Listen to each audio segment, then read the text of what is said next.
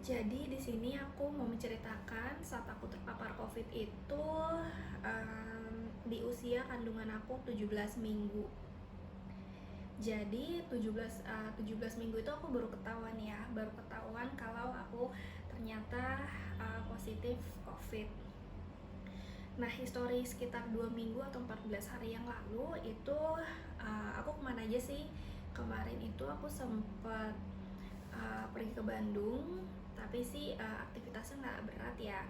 Dari ke Bandung, terus aku juga ada aktivitas juga ke kantor karena aku setiap seminggu sekali atau seminggu berapa kali itu memang ada aktivitas ke kantor. Terus beberapa kali aku juga ada meeting ke kantor klien karena yang belum tahu di sini aku pekerjaannya itu adalah marketing atau sales yang memang setiap hari atau hampir setiap hari itu memang ketemu klien. Tapi kalau sekarang nggak terlalu banyak untuk tatap mukanya, lebih sering online. Tapi memang ada beberapa klien yang memang harus ditemui langsung. Tuh. Kalau menurut temenku, aku tuh kecapean di Bandung, bisa jadi juga kena di Jakarta. Tapi ya nggak tahu juga sih, pastinya di mana. Belum tentu karena emang ketemu orang, bisa jadi karena megang-megang barang yang di tempat umum kan nggak tahu juga. Makan di restoran di umum juga nggak tahu. Jadi aku sih nggak terlalu nyari-nyari banget di mana. Gejala apa yang aku rasain saat terpapar COVID. Jadi saat terpapar COVID itu aku merasa mulai kayak nggak enak badan, kecapean gitu ya. Terus pilek, hidung tersumbat tuh kayak pilek berat banget gitu ya. Nah dari situ mulai nggak enak badan. Nah ya udah dari situ aku minum Panadol. Jadi kalau kalau dari saran dokter aku, kalau memang lagi nggak badannya, kalau lagi demam-demam anget-anget gitu, kalau untuk ibu hamil itu boleh minum Panadol. Nah dari situ aku ngerasa ya udahlah kayak mungkin pilek biasa. Tapi ada satu momen yang aduh kok aku rada panik ya, karena aku merasakan penciuman aku hilang. Nah, aku mulai ngerasain itu sejak aku yang biasanya skincarean setiap malam. Skincare aku kan kadang wanginya suka banyak ya, wangi-wangi buah-buah gitu. Nah, di situ aku kok nggak ngerasa sama sekali. Nah, di situ udah panik. Yang tidak dirasa, batuk nggak sama sekali, sesak nafas juga enggak, diare juga enggak, yang demam tinggi gitu juga enggak. Udah cuma pilek aja, pilek terus sama penciumannya hilang, udah gitu aja. Nah setelah itu aku sempat minum Panadol dan juga diperbolehkan sama dokter aku untuk minum Rinos. Nah untuk menghilangkan pilek aku. Nah dari Rinos ini aku setelah itu aku minum Panadol dan Rinos itu sekitar 3 hari dan itu cukup membaik, sangat membaik. Jadi dari yang hidungnya tersumbat banget yang sampai mau ngomong aja susah, karena kalian tau lah kalau misalkan tersumbat kayak gimana sih gitu ya. Nah ini benar-benar udah plong, udah enak, tapi memang ada ya belum total banget lah gitu. Setelah membaik, karena kan kayaknya kalau lagi masih meriang-meriang banget keluar males ya. Jadi setelah membaik agak lumayan itu ya, setelah 3 hari minum Panadol sama Rinos itu aku langsung melakukan swab antigen. Itu swab antigen itu yang rapid ya, yang murah, sekitar harganya 200.000. Aku swab itu di drive-thru Mayapada. Nah karena mau cepet tahu hasilnya, jadi aku langsung melakukan swab yang antigen, karena 1 hari itu udah terlihat hasilnya. Paginya aku ngelakuin swab, nanti sorenya itu udah di email hasilnya, dan di email hasilnya positif. Nah aku udah emang curiga sih itu bakal positif. Nah setelah positif itu aku make sure lagi keesokan harinya untuk tes PCR. Yang tes PCR itu untuk tes yang lab itu yang harganya cukup mahal, sekitar 800 sampai 800 sampai 1 jutaan lah harganya tuh. Nah aku juga melakukan swab tes PCR-nya itu di drive-thru Mayapada. Oke, swab udah dilakukan. Kebesokan harinya itu aku terima email karena swabnya hasil labnya sudah ada dan hasilnya memang positif. Nah, setelah hasilnya positif di hari selanjutnya PCR aku setelah itu aku telepon Mayapada untuk diarahkan baiknya gimana.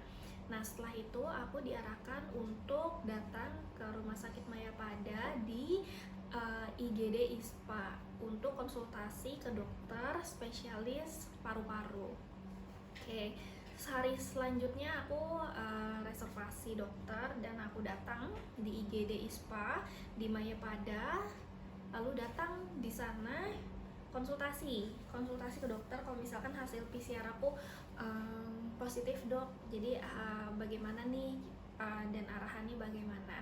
Nah di situ di hari pertama aku melakukan kontrol, dokternya menganjurkan untuk pengambilan sampel darah gitu. Sebelum mengambil sampel darah, aku jangan lupa untuk kalian yang lagi hamil terpapar COVID itu saat ke dokter bilang kalau kalian itu sedang mengandung atau sedang hamil. Nah, karena nanti obat yang atau anjuran-anjuran yang nanti akan diberikan dokter itu nanti akan berbeda. Di hari pertama aku datang ke dokter, itu aku disuruh ambil sampel darah sebelum diberikan obat.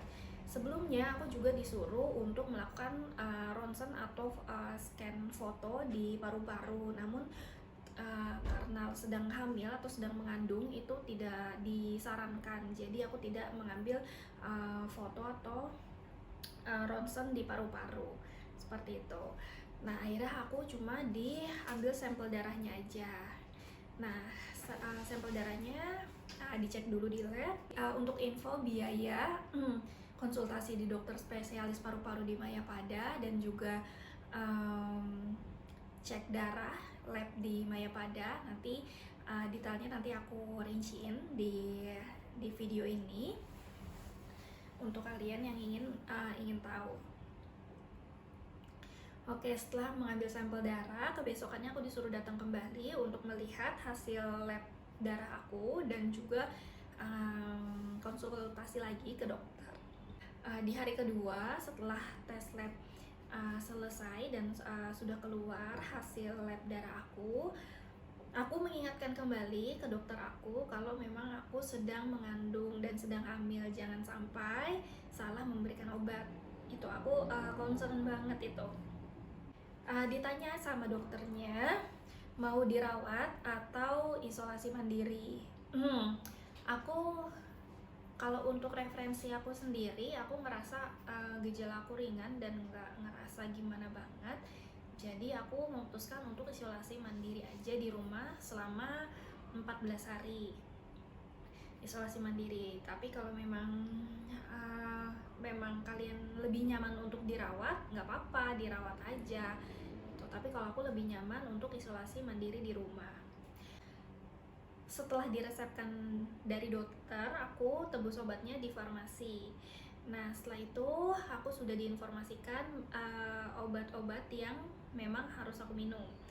Nah aku sedikit khawatir karena ada beberapa obat yang mengganjal. Setelah menebus obat, setelah dijelaskan untuk cara minumnya dan lainnya, aku merasa ada yang mengganjal di hati aku. Jadi aku tanya aja untuk make sure sekali lagi untuk kalian juga, tolong sebelum minum obat untuk ibu hamil itu diperhatikan dan tanya berkali-kali apakah obat ini boleh untuk ibu hamil. Nah, resep pertama saat aku ambil untuk dijelaskan, aku dikasih obat Avigan. Kebayang guys, Avigan itu adalah obat keras banget yang nggak boleh untuk ibu hamil. Kalau aku minum Avigan, aku bisa keguguran guys. Hampir aja.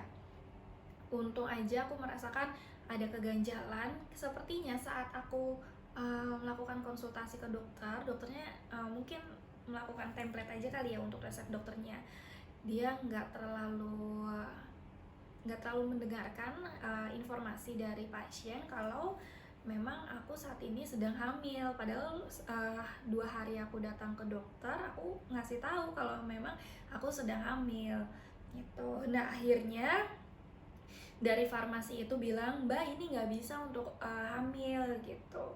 Saya konfirmasi lagi ke dokter untuk konfirmasi sekali lagi ke dokter ya. Akhirnya aku diresepkan ulang oleh dokter untuk khusus ibu hamil. Avigan itu boleh diminum untuk seorang yang tidak sedang hamil, itu karena itu obat keras sekali. Jadi untuk kalian yang sedang hamil, waspada, jangan sampai diberikan obat Avigan karena itu bisa menyebabkan keguguran. Resep asli yang khusus ibu hamil itu aku diberikan ada beberapa. Yang pertama adalah oseltamivir 75 mg, diminum 2 kali sekali.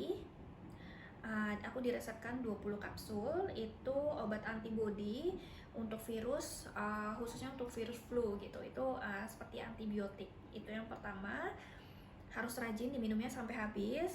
Lalu yang kedua, aku diberikan obat Astrin 500 mg 1 kali sehari. Aku diresepkan 10 tablet.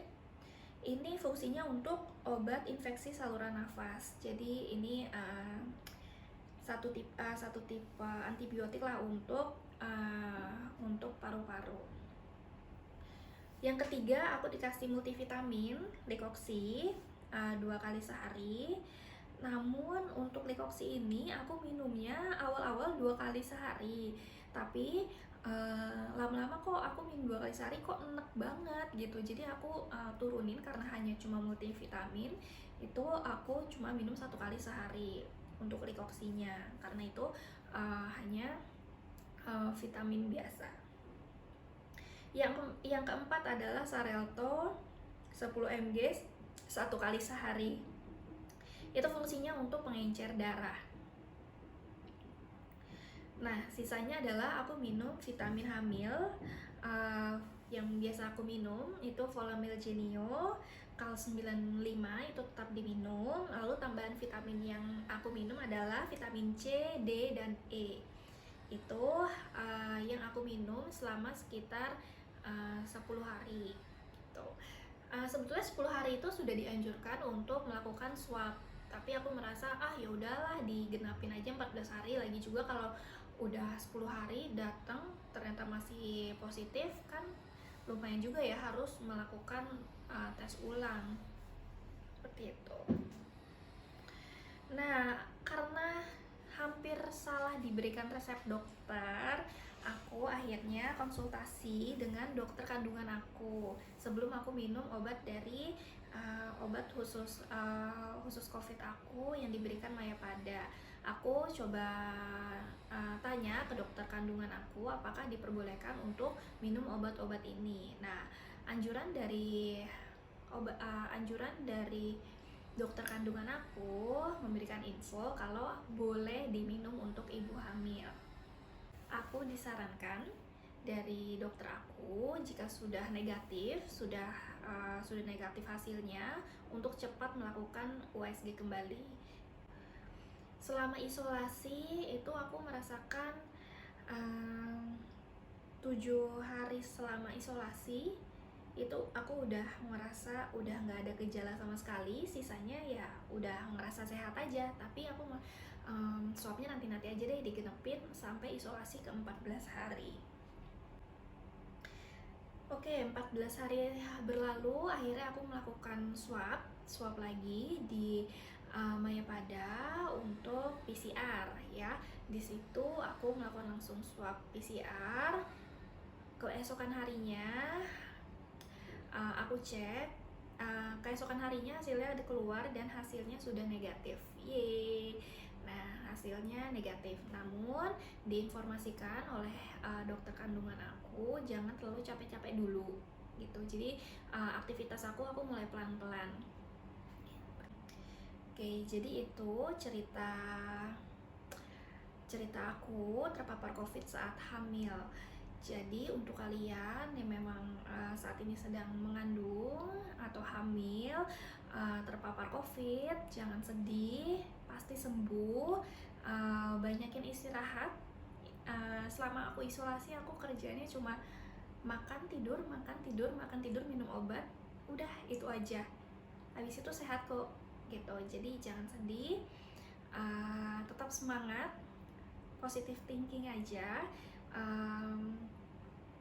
Jangan pikir yang terlalu berat, jangan stres, pasti sembuh. Semangat untuk kalian. Dadah.